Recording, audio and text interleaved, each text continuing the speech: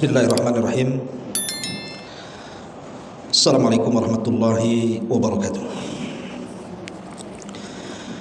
Alhamdulillah wassalatu wassalamu ala Rasulillah wa ala alihi wa sahbihi wa mawalah wa la hawla wa la quwwata illa billahi wa ba'du. Kita lanjutkan kembali kajian kita, masih membahas dosa-dosa besar. Dan kita masuk pada poin ke-70, kufur nikmat.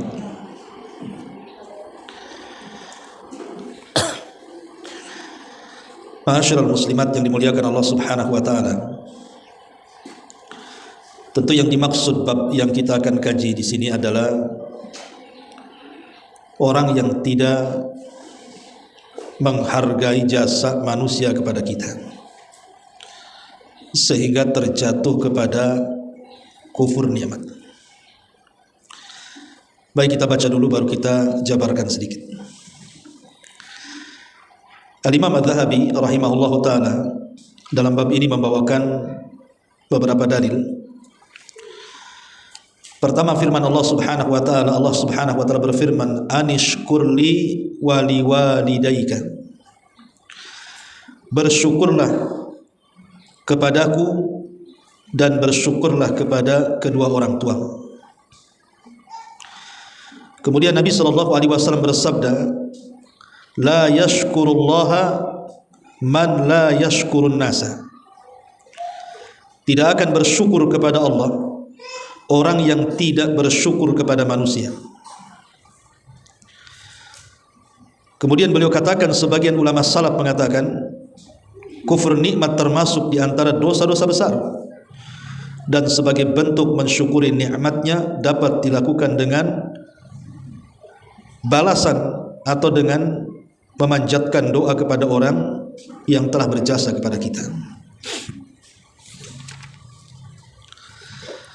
Ma'asyiral muslimat yang dimuliakan Allah Subhanahu wa taala. Nabi SAW telah banyak mencontohkan kepada kita bagaimana beliau tidak pernah melupakan jasa manusia.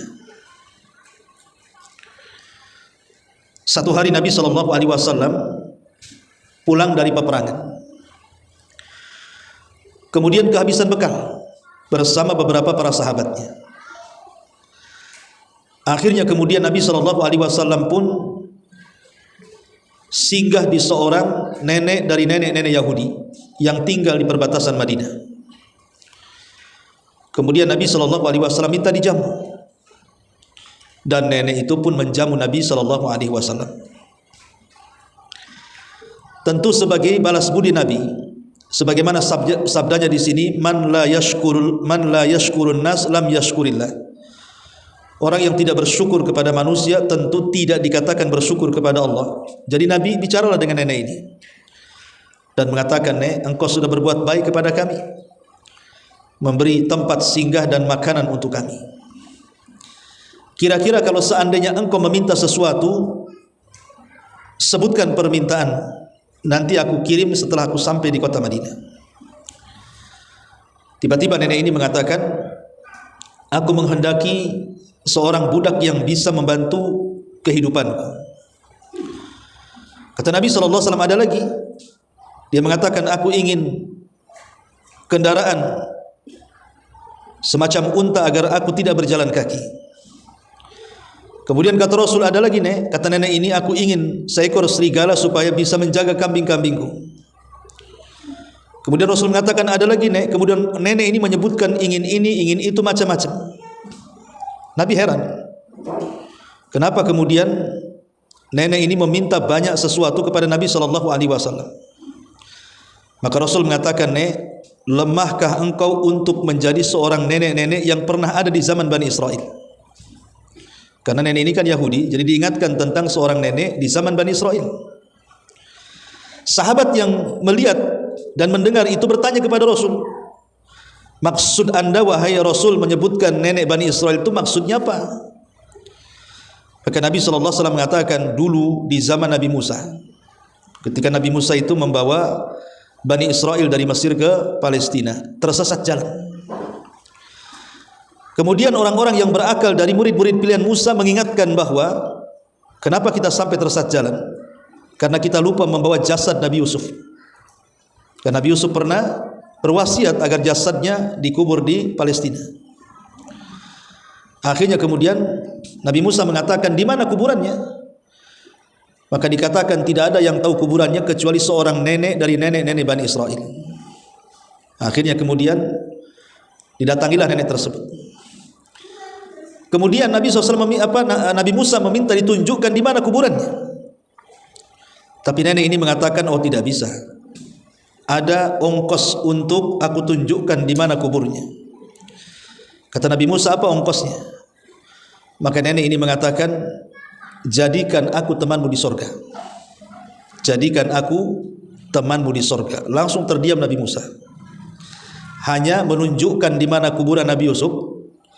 Hadiahnya agar nenek ini jadikan teman dia di sorga.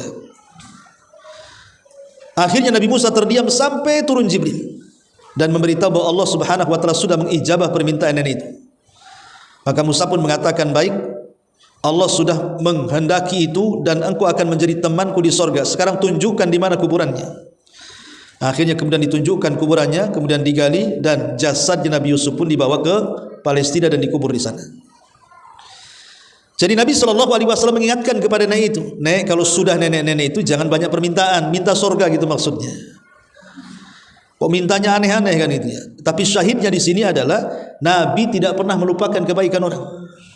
Itulah yang dikatakan, siapa yang tidak bersyukur kepada manusia, maka dia tidak bersyukur kepada Allah Azza wa Jalla. Ini satu kisah. Kisah yang lain, ketika Nabi SAW selesai perang Hunain kalau tidak salah, kemudian dibagilah harta rampasan perang, dilebihkan orang-orang Ansor dibandingkan orang-orang Muhajirin dibandingkan orang-orang Ansor. Jadi penduduk Mekah itu dapat banyak harta rampasan perang, sementara penduduk Madinah itu tak banyak dapat, sehingga kemudian menimbulkan kecemburuan. Diutuslah pemimpin Khazraj namanya Sa'ad bin Ubadah menghadap Rasul.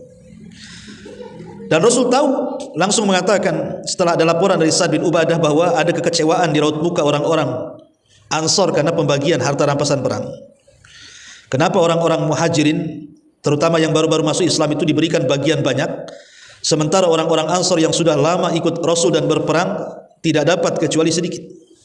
Jadi ada yang mengganjal di hati-hati orang-orang Ansor ini.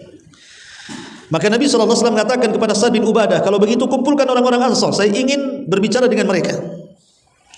Maka dikumpulkanlah orang-orang Ansor, tidak ada orang Muhajirin, orang Ansor semua. Maka Rasul mulai ceramah. Kata Nabi SAW, aku tahu yang ada di benak pikiran kalian. Kalau seandainya kalian katakan kepadaku, hei Muhammad, dulu engkau terusir dari Mekah, kami orang-orang Ansor yang melindungimu, itu tidak salah, benar. Kalau kalian mengatakan kepadaku, hai Muhammad, dulu engkau miskin, kami yang memberikan kekayaan di kota Madinah, itu juga tidak salah, benar.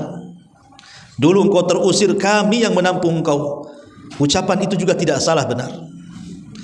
Tapi kata Nabi SAW, relakah kalian kalau seandainya orang-orang Muhajirin itu mereka pulang ke Mekah membawa domba-domba dan juga unta-unta hasil rampasan perang, sementara kalian pulang membawa diriku, milih mana? Milih orang itu pulang bawa kambing, bawa unta dan bawa sapi, atau kalian milih membawa aku? Demi Allah, wahai orang-orang Ansor, seandainya mereka berjalan di jalan yang seandainya mereka berjalan di sebuah jalan dan kalian juga berjalan di sebuah jalan, tentu aku akan berjalan bersama kalian, kata Rasul. Kemudian Nabi SAW juga mengatakan, dulu kalian tersesat, sebab akulah kalian mendapatkan hidayah. Dulu kalian fakir, sebab akulah kalian menjadi kaya. Dan begitu seterusnya. Kemudian orang-orang Ansar pun menangis. Kemudian mereka sadar dan bertobat kepada Allah Subhanahu wa ta'ala. Lihat kata-kata Rasul di awal tadi. Nabi tidak pernah melupakan kebaikan orang-orang Ansar kan? Sehingga dia mengatakan, kalau engkau mengatakan kepadaku, hei Muhammad, dulu kau terusir, kami yang nampung, itu tidak salah. Karena memang begitu. Rasul tidak pernah mengingkari kebaikan. Lah ini penting karena orang yang mengingkari kebaikan orang itu dianggap kufur nikmat. Ini contoh dua kisah ini menunjukkan Nabi SAW mengajarkan kepada kita agar berbuat baik kepada orang yang telah berjasa kepada kita.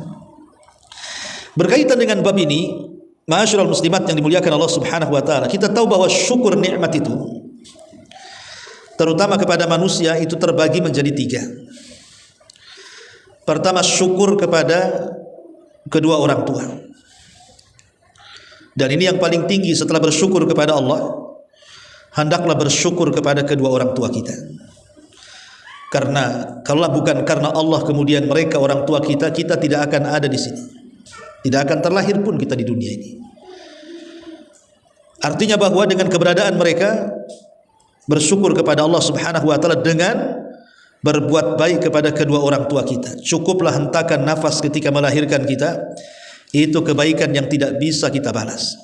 Makanya Allah mengatakan, wa wassaynal insana biwalidayhi hamalathu ummuhu wahnan ala wahnin wa fisaluhu fi amaini anishkurli waliwalidayka ilayyal masir.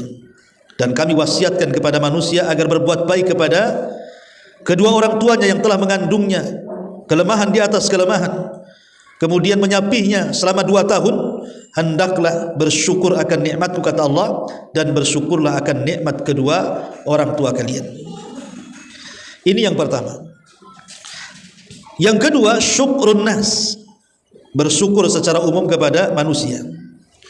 Itulah yang ditunjukkan hadis yang kita bahas di sini, la yashkurullaha man la yashkurun nas. Tidak akan dikatakan bersyukur kepada Allah kalau dia tidak pandai bersyukur kepada manusia. Ini yang kita akan jabarkan nanti agak panjang lebar. Kemudian yang ketiga, syukrul muallim, bersyukurlah kepada guru-guru kita, kepada orang-orang yang sudah mengajarkan ilmu kepada kita, kepada orang yang sudah membimbing kita sehingga kita tidak tersesat, sehingga kita mendapatkan pelajaran agama yang dengan itulah kita mendapatkan hidayah Allah Subhanahu wa taala. Maka banyak-banyaklah mendoakan guru-guru kita agar kita dikatakan bersyukur karena kebaikan mereka kepada kita. Karena bagaimanapun pengetahuan yang diberikan oleh guru-guru kita itu jauh lebih mulia dibandingkan kebaikan manusia biasa kepada kita. Boleh jadi ada teman ibu ngasih pinjaman uang untuk modal, boleh jadi ada teman ibu bisa ngasih pinjaman untuk membeli kebutuhan-kebutuhan dalam rumah dan begitu seterusnya. Tetapi orang yang memberikan jasa, memberikan ilmu, memberikan petunjuk, menyampaikan petunjuk taufik Allah kepada kita, itu jauh lebih berharga. Maka doakan guru-guru kita supaya mereka dijaga oleh Allah Subhanahu wa taala, dan kalau seandainya Allah takdirkan mereka sudah tiada, maka semoga Allah Subhanahu wa taala memberikan rahmat kepada mereka. Ma'asyiral muslimat yang dimuliakan Allah Azza wa Jalla. Baik, kita akan fokus kepada pembahasan yang kedua, syukrun nas, bersyukur karena kebaikan manusia. Hadis-hadis tentang bersyukur kepada kebaikan manusia, kan syukur itu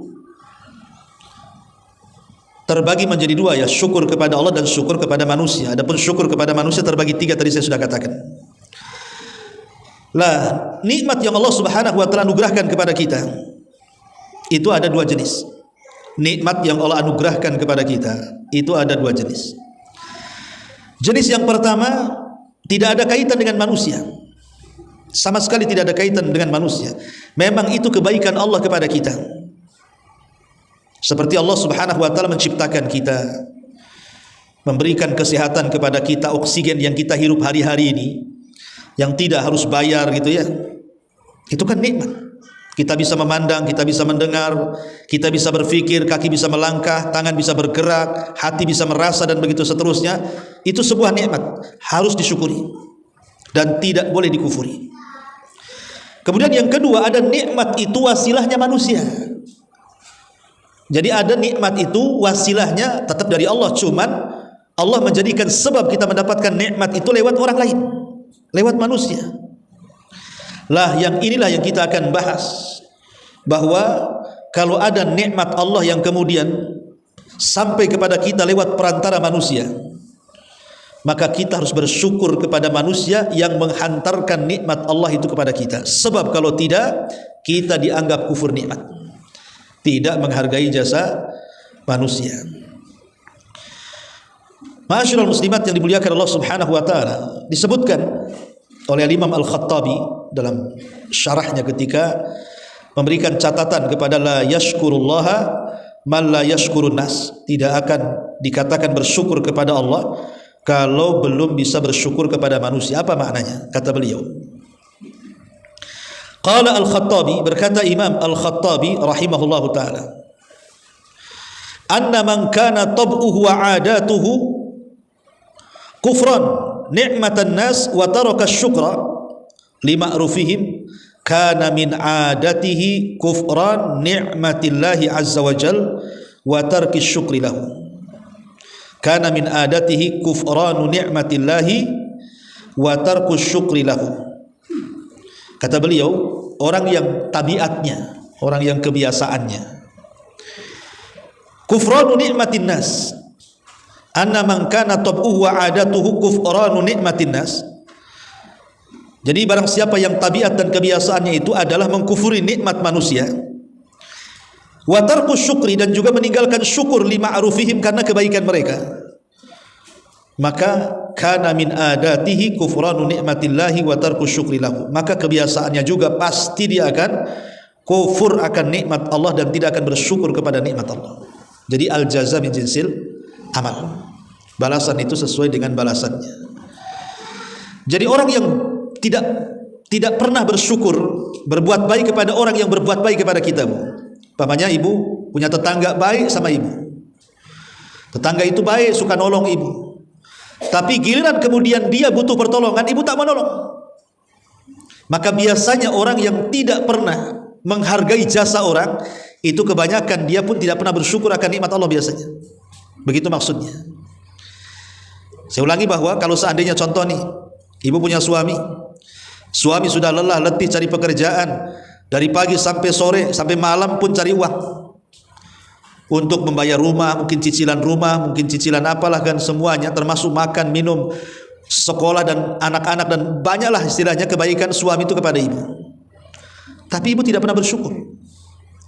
Lah biasanya orang yang tidak bersyukur kepada kebaikan orang itu, maka dia juga tidak akan pernah bersyukur kepada nikmat Allah yang jelas-jelas Allah berikan nikmat kepadanya.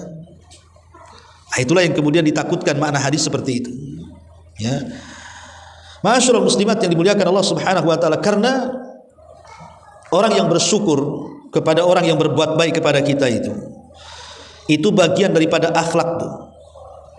Bagian daripada makarimul akhlak, akhlak yang baik.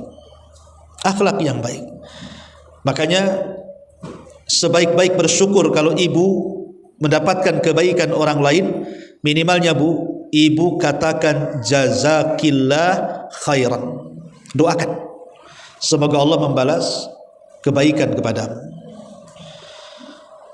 Tetapi kalau kita bisa membalas dengan balasan yang sama atau lebih, maka itu lebih baik lagi. Kata Nabi SAW, man sana'a ilaikum ma'rufa fakafi'uhu. Kata Rasul, barang siapa yang datang kepadamu orang yang berbuat baik, maka balaslah kebaikan itu. Fa illam tajidu ma tukafi'unahu fad'ulahu. Tapi kalau kita tidak bisa membalas karena besarnya kebaikan dia kepada kita, maka doakan mereka. Doakan. Minimalnya ucapkan jazakumullah khairan atau jazakillahu khairan. Jangan diam saja, sudah tidak mau balas kebaikan orang, lisannya pula pelit. Wah, ini udah kuadrat pelitnya, Bu. Ya. Udah melampau orang kayak gini nih. Minimalnya kalau kita tidak bisa membalas kebaikan orang, umpamanya contoh nih, ibu di rumah sakit, kata dokter butuh darah, kalau tidak bisa mati. Akhirnya adalah tetangga yang mau donorkan darah itu kan. Akhirnya dengan takdir Allah ketolong pula. Itu kan membalas nyawa susah, Bu. Karena belum tentu tetangga yang nolong kita akan bernasib sama kan, butuh darah kita. Artinya ada orang-orang yang tidak bisa dibalas.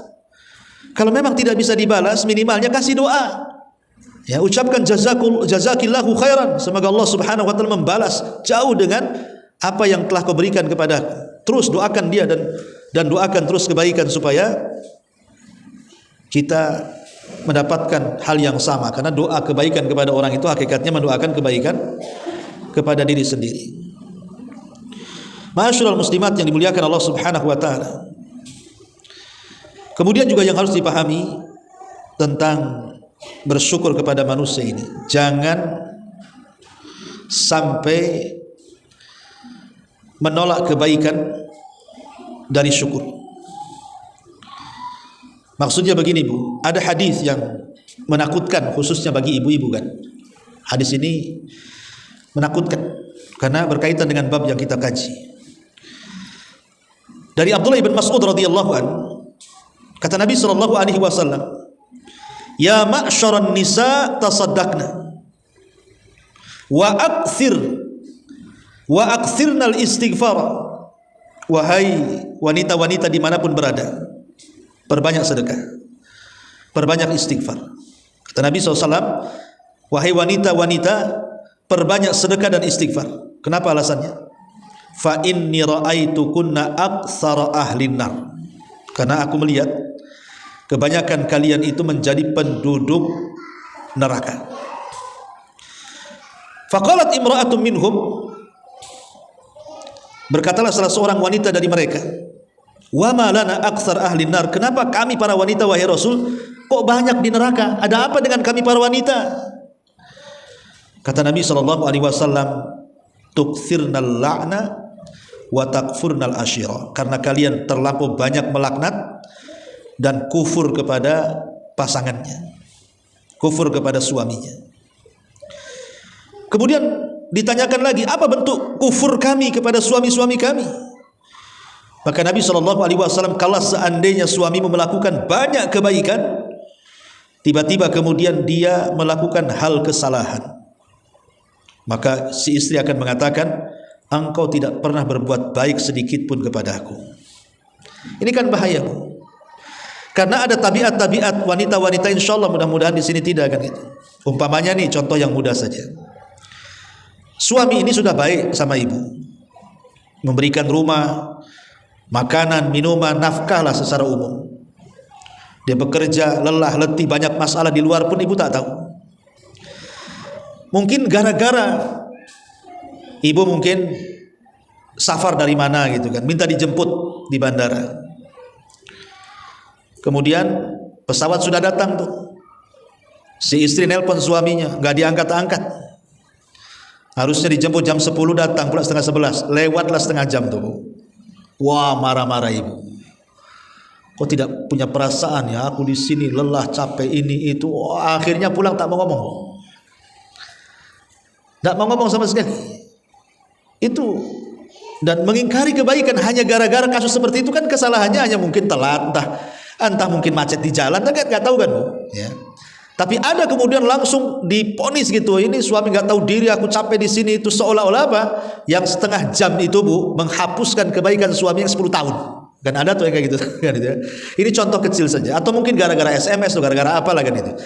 Lah ini kan orang-orang seperti ini atau istri-istri seperti ini kan tidak menghargai jasa suami. Itulah yang kata Nabi SAW, mereka terlampau banyak melaknat suaminya, mencaci maki suaminya dan kufur akan kebaikan suaminya. Lah ini masuk pada hadis Nabi SAW, ma la yashkurullaha man la yashkurun nas.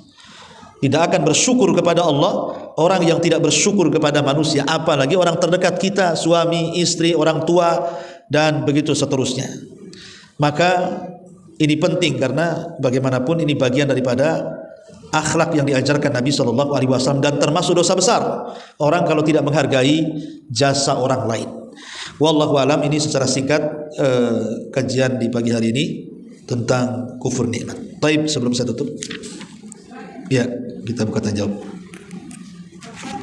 Ya.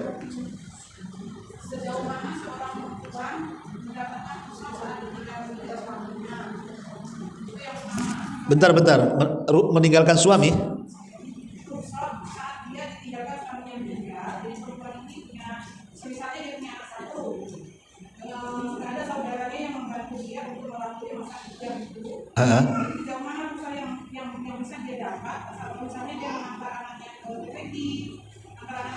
Oke.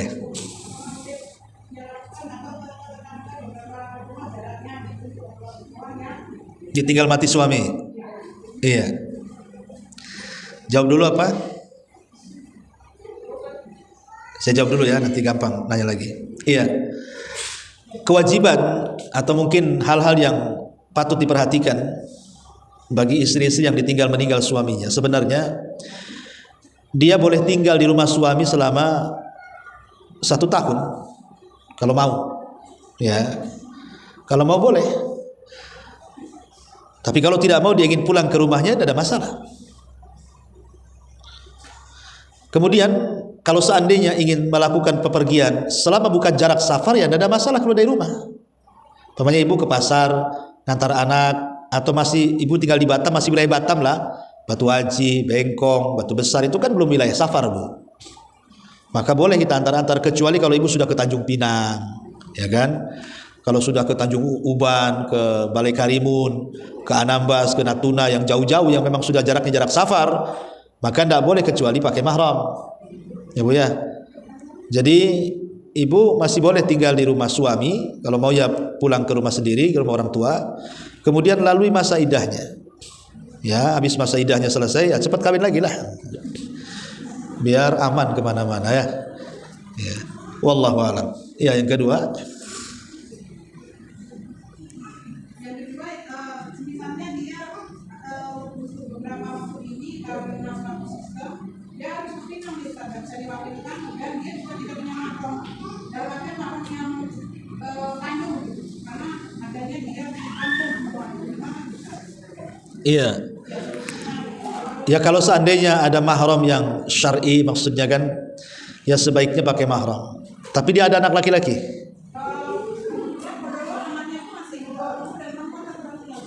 Oh gitu.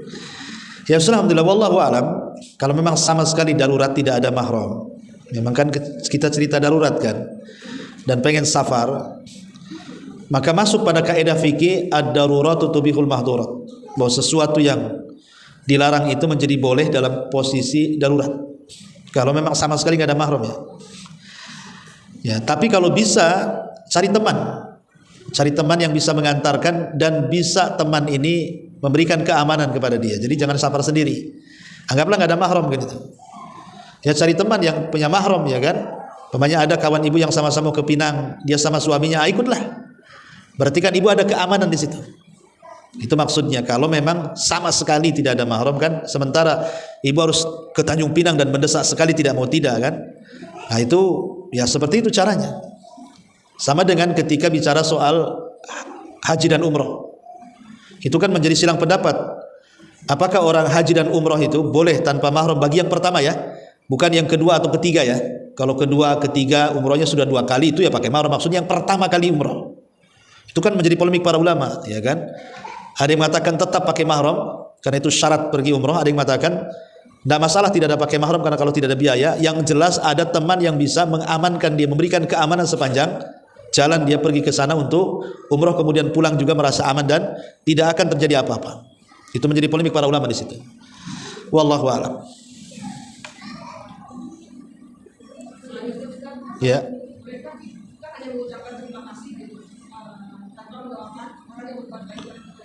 Terima kasih ini apa artinya? Terima kasih, nanti dibilang kasih, nggak bisa, nggak ada doanya bu. Terima kasih itu nggak boleh. Ya, tetap harus mendoakan jazakillah khairan. Nah, terima kasih apa terima? Saya terima terus kasih, apa gimana tuh? Jadi nggak bisa, itu bukan doa. Yang diajarkan Nabi SAW itu ucapan jazakumullah khairan. Kalau perempuan ya jazakillah khairan. Karena itu ada hadisnya masalah ini. Kata Nabi SAW dalam sebuah hadis, gimana hadis itu? Man sunia ilaihi ma'rufun faqala li fa'ilihi jazakallahu khairan faqad balagha fi tsana. Hadis yang dikeluarkan Imam Tirmidzi dan disahihkan oleh Syekh Albani rahimahullahu taala. Barang siapa yang dibuatkan padanya sebuah kebaikan, maka dia pun mengucapkan kepada pelakunya jazakallahu khairan, semoga Allah membalas untukmu kebaikan, faqad balagha fi tsana, maka dia telah melakukan hal yang terpuji, ya, yang luar biasa. Artinya itu bentuk syukur. Kita tidak boleh hanya mengucapkan terima kasih, tetapi ucapkan juga jazakallah khairan atau jazakillah khairan. Makanya Umar bin Khattab radhiyallahu an sampai mengatakan, seandainya salah seorang di antara kalian itu tahu tentang isi daripada jazakallah khairan, tentu sebagian kalian akan lebih banyak mengucapkan kalimat itu dengan sebagian yang lainnya. Lihat kata Umar, lau ya'lamu ahadukum ma lahu fi qawlihi li akhihi jazakallahu khairan. Kalau seandainya orang itu tahu kandungan besar, pahala besar dalam ucapan kepada saudaranya jazakallahu khairan itu, apa kata Umar? La aktsara minha ba'dukum li ba'din. Tentu sebagian kalian akan banyak mengucapkan kalimat itu kepada sebagian yang lainnya. Tuh, sampai seperti itu, Bu. Jadi jangan sampai lepas kalimat jazakillahu khairan itu kepada saudara kita yang berbuat baik kepada kita. Walaupun kebaikan itu tidak banyak. Ya, mungkin orang itu datang hanya senyum ataupun memberi nasihat sedikit kepada kita atau ngingetin. Pamannya ibu lagi naik motor, lupa setangnya, ibu nggak lipat, ada yang ngingetin, itu setangnya katanya. Oh langsung, ibu langsung benerin karena takut kecelakaan kan. Itu kan berbuat baik tuh ngingetin, Bu. Ya ibu katakan jazakillah khairan sambil teriak kan. Tapi ya jangan dikejar-kejar. Ya nanti kejar-kejaran. Artinya ya maksudnya doakan dari jauh, malaikat tahu. Malaikat akan sampai itu doa ibu kepada dia. Wallahu a'lam. Ya.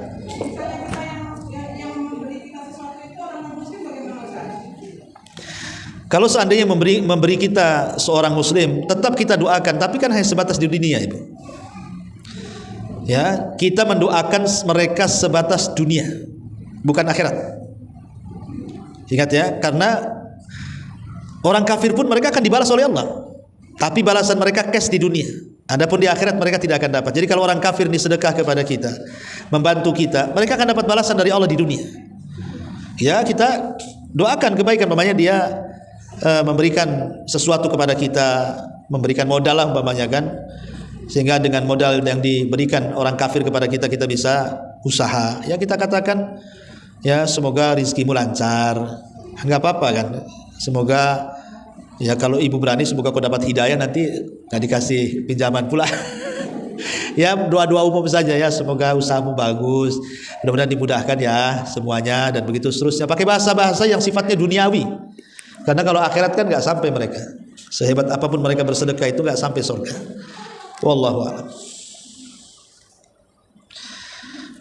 Baik, kalau nggak ada kita tutup.